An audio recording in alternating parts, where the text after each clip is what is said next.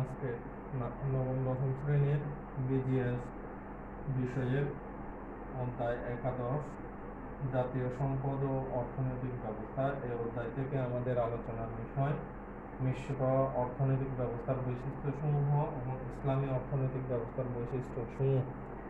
এই বিষয়গুলো নিয়ে হলো আজকের আমাদের এই ক্লাসটির আলোচনা করা হবে। তাহলে প্রথমে আলোচনা করা যাক মিশ্র অর্থনৈতিক ব্যবস্থার বৈশিষ্ট্যসমূহ। গণতান্ত্রিক অর্থব্যবস্থার গণতান্ত্রিক ও সমাজতান্ত্রিক অর্থনৈতিক ব্যবস্থার পাশাপাশি বর্তমানে বিশ্বে আরেকটি অর্থনৈতিক ব্যবস্থা বিরাজ করতেছে এবং এই অর্থনৈতিক ব্যবস্থাটি হলো মিশ্র অর্থনৈতিক ব্যবস্থা। এই মিশ্র অর্থনৈতিক ব্যবস্থার মধ্যে গণতান্ত্রিক এবং সমাজতান্ত্রিক এই দুটো অর্থ ব্যবস্থার বৈশিষ্ট্যের সমন্বয়ে কিন্তু এই মিশ্র অর্থনৈতিক ব্যবস্থাটি গড়ে উঠেছে। এই মিশ্র অর্থনৈতিক ব্যবস্থায় দ্রব্য উৎপাদন, বিনিয়োগ ও ভোগের ক্ষেত্রে যেমন ব্যক্তির মালিকানা স্বীকৃত, তেমনি আবার সরকারি উদ্যোগে উৎপাদন এবং বিনিয়োগের ব্যবস্থাও রয়েছে এই মিশ্র অর্থনৈতিক ব্যবস্থার মধ্যে।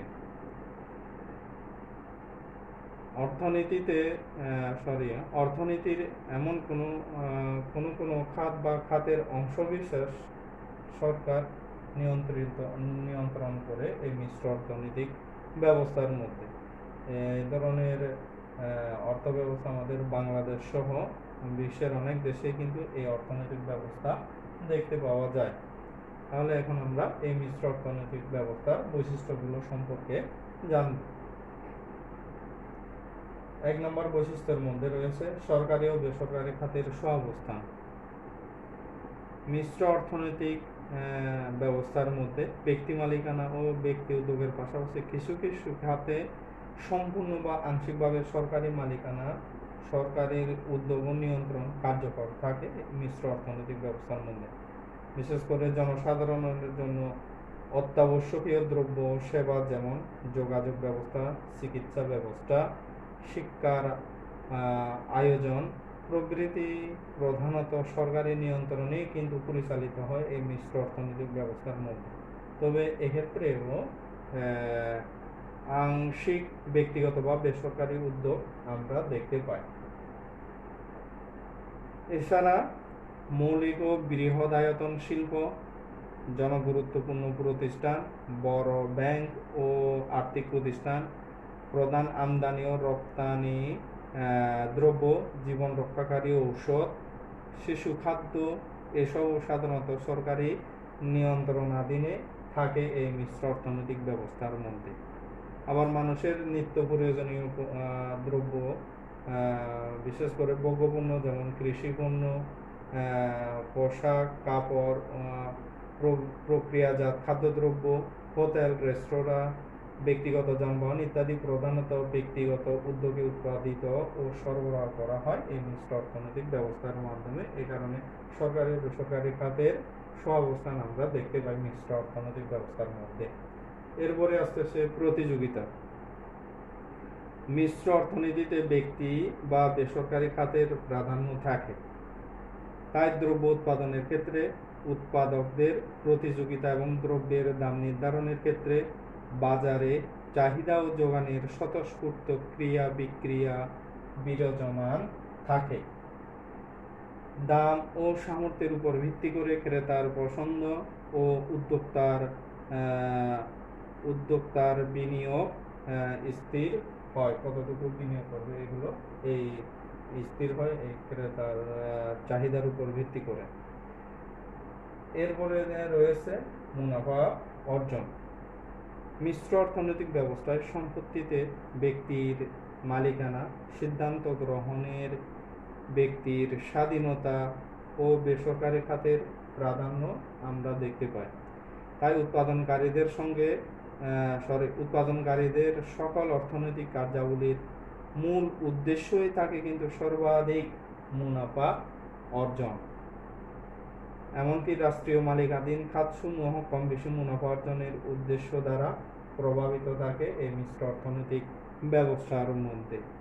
তবে জনকল্যাণমূলক কার্যাবলী, বিশেষত সেবামূলক অর্থনৈতিক কার্যাবলীতে যেমন স্বাস্থ্য শিক্ষা সংক্রান্ত কার্যাবলী মুনাফা অর্জনের উদ্দেশ্য থাকে না। এসব কার্যাবলীতে, স্বাস্থ্য এবং শিক্ষা সংক্রান্ত জনকল্যাণমূলক কার্যাবলীতে মুনাফা অর্জনের উদ্দেশ্য থাকে না।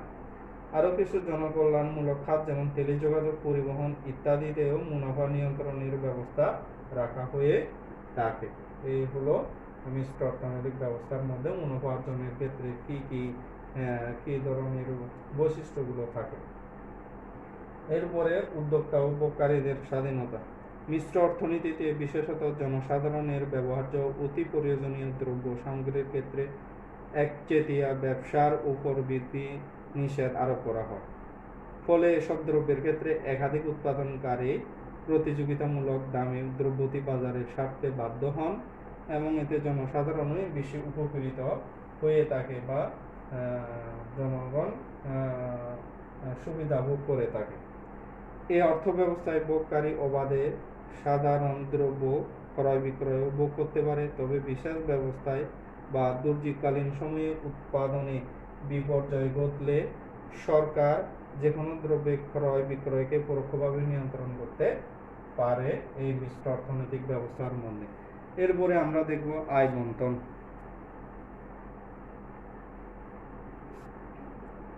মিশ্র অর্থনৈতিক উল্লিখিত বৈশিষ্ট্যের দ্বারা বন্টন ব্যবস্থাও প্রভাবিত হয়। এই সকল বৈশিষ্ট্যের দ্বারা ব্যক্তি মালিকানার পাশাপাশি অর্থনৈতিক কর্মকাণ্ডের একটি বড় অংশ, যেমন বড় বড় কলকারখানা, ভারী শিল্প প্রতিষ্ঠান, অত্যাবশ্যকীয় পণ্যের উৎপাদন ও বিপণন এবং আমদানি রপ্তানি সরকার দ্বারা নিয়ন্ত্রিত হয়ে থাকে।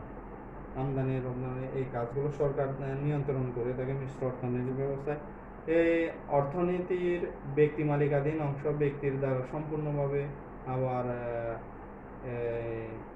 মুনাফা অর্জনের উদ্দেশ্যে পরিচালিত হয়। এই খাতে বেশিরভাগ ক্ষেত্রে গণতান্ত্রিক অর্থনৈতিক ব্যবস্থার মতো শ্রমিককে প্রাপ্ত মজুরির চেয়ে কম মজুরি দেওয়া হয় এবং উদ্বৃত্ত মজুরি ব্যক্তির মুনাফা হিসেবে অন্তর্ভুক্ত করা হয়। ফলে উৎপাদিত সম্পদের সুষ্ঠু বন্টন হয় না।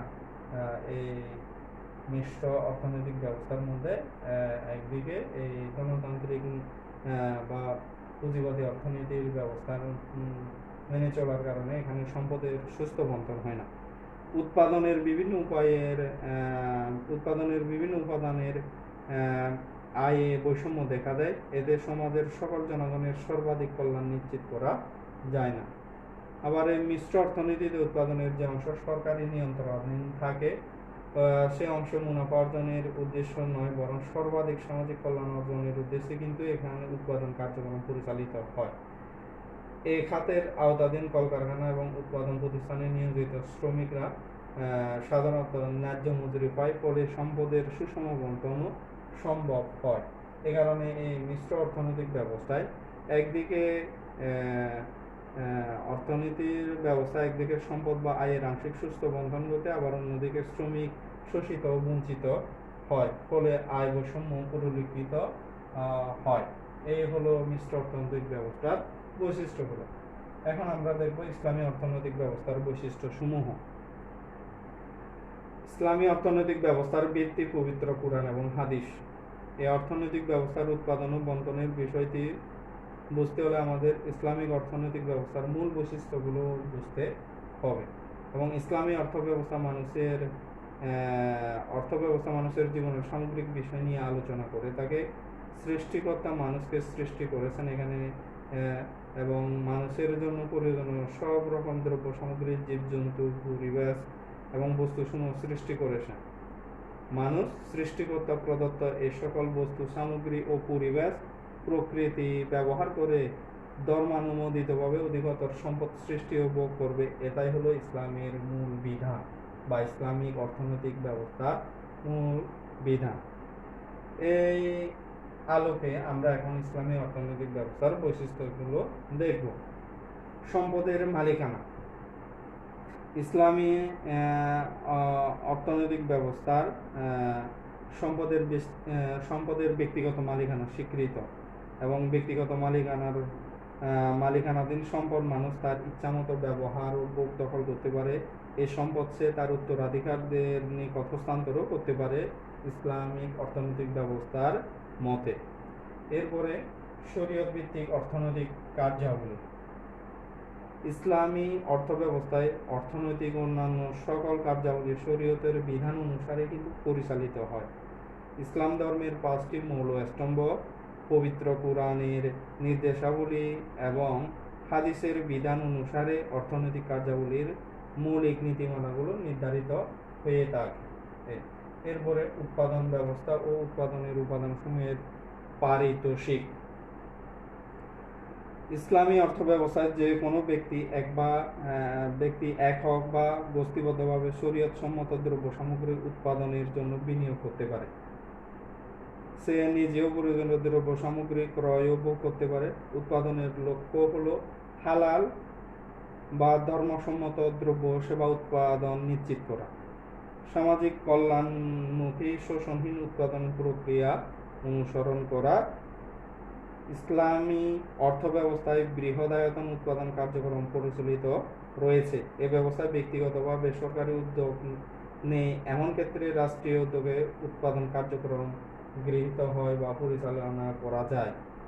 ইসলামী অর্থব্যবস্থায় ব্যক্তির নিকট নির্দিষ্ট সময়ব্যাপী নির্ধারিত পরিমাণ অর্থ বা সম্পদ থাকলে তার একটি নির্ধারিত অংশ কিন্তু দরিদ্র লোকদের জন্য বা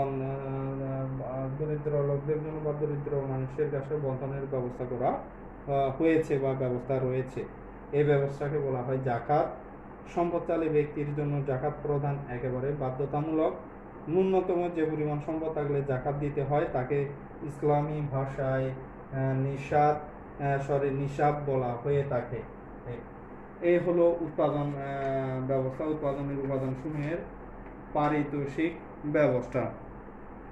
আবার এই ব্যবস্থায় এখানে দেখা যায় যে আরেকটি মূলত সম্পদ উৎপাদনের মূল লক্ষ্যই হলো সম্পদ উৎপাদনের জন্য বা যে কোনো অর্থনৈতিক ব্যবস্থায় উৎপাদনের অন্যতম উপাদান হলো পুঁজি বা মূলধন।